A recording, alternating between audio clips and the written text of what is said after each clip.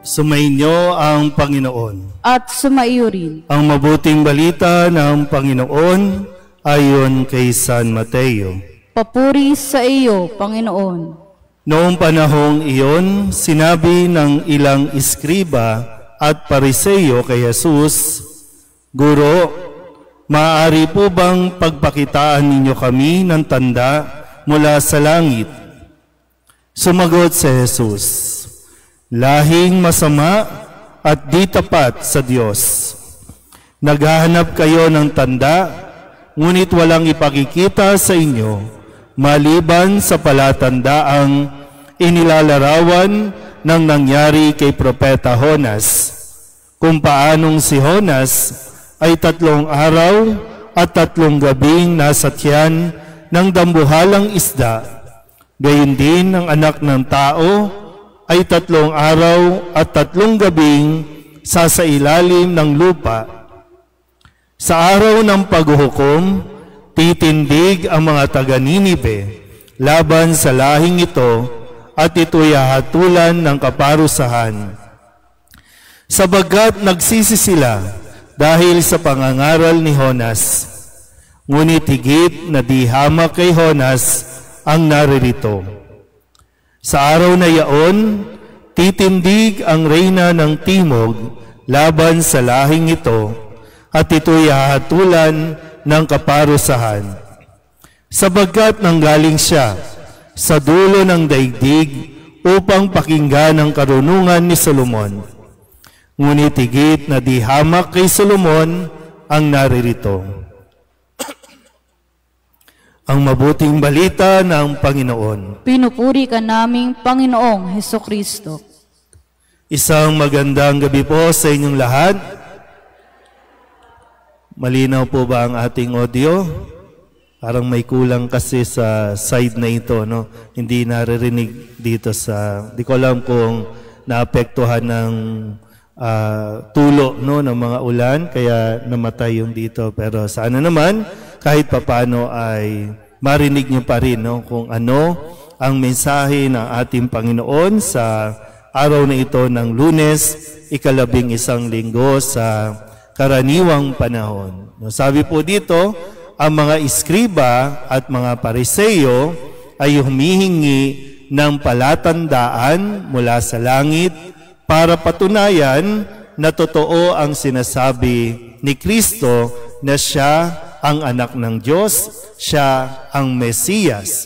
So mga iskriba at mga pariseyo, sila po yung, kasi noon, hindi lahat nakakapagbasa.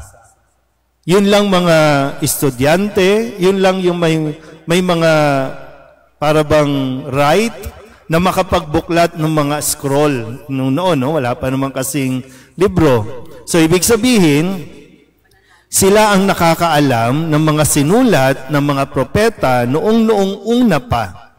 At nakasulat doon yung mga palatandaan na nabasa na nila, na nakikita nila ngayon sa naririnig, nakikitang ginagawa ni Kristo, pero patuloy pa rin silang nagdududa, patuloy pa rin nilang nire-reject si Kristo, kung kaya't kahit anong palatandaan ang maipakita o tanda na maipakita ni Jesus, hindi pa rin sila maniniwala na si Kristo ang Mesiyas.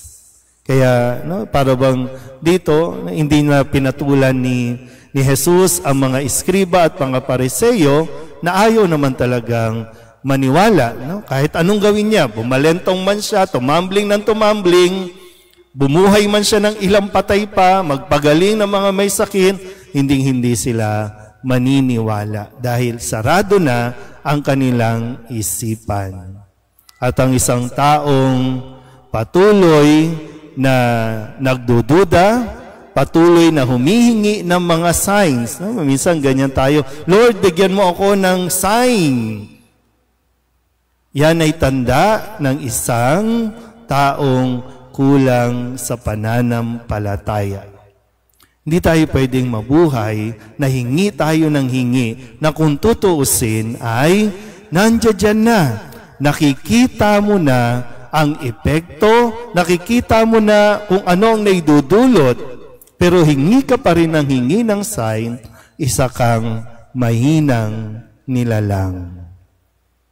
Kaya nga sa sitwasyon natin ngayon, no? Kahit ilang bagyo, ilang taon na ang dumaan, alam na natin at nakikita na natin, hindi solusyon ang itaas mo ang kalye. Hindi solusyon ang hukayin mo o hukayin lang. Kasi di ba, hinuhukay lang naman yung kalye, gumagawa lang ng ipunan ng tubig, kaya kapag ganito kalakas ang ulan, aapaw at aapaw, babaha pa rin dahil walang daluyan. Nakikita mo na yung sign. Pero hindi ka naniniwala na mayroong climate change. Nakikita mo na yung sign na patuloy nating abusuhin ang kalikasan, kaya ngayon ang dami na ulit lubog. Pero hindi tayo naniniwala.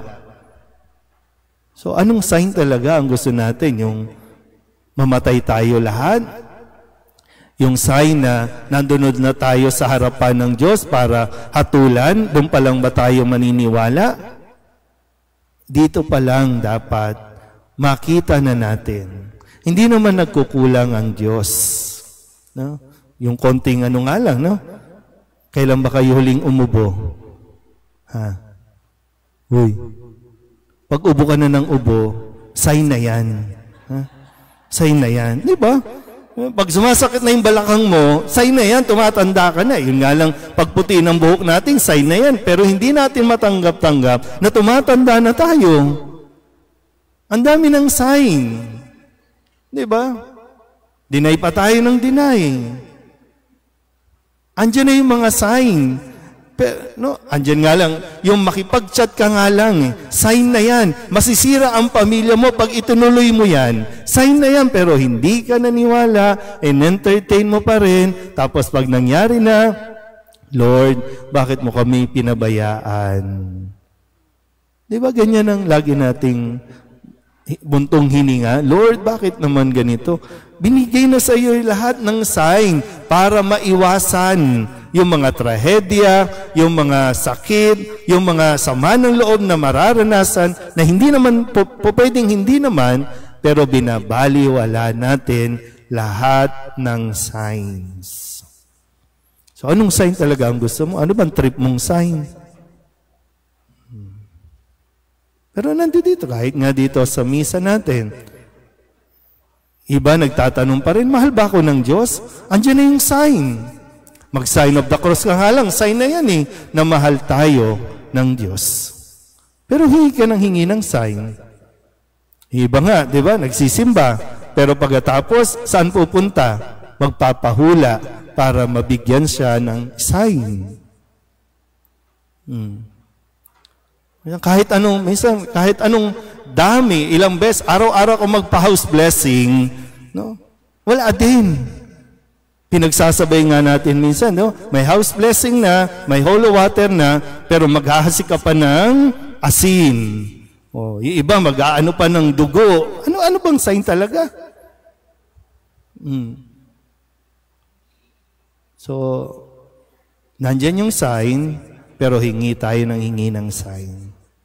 Pero muli, no? Katulad ng sinabi ni Kristo, higit pa sa mga hinihingi natin, ang ipinakita na ni Jesus. Kailangan na lang talaga natin makumbinsi at paniwalain ang ating mga sarili na totoo si Kristo, totoong nagmamahal sa atin.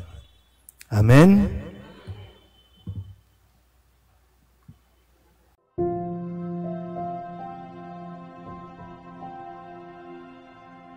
Thank you.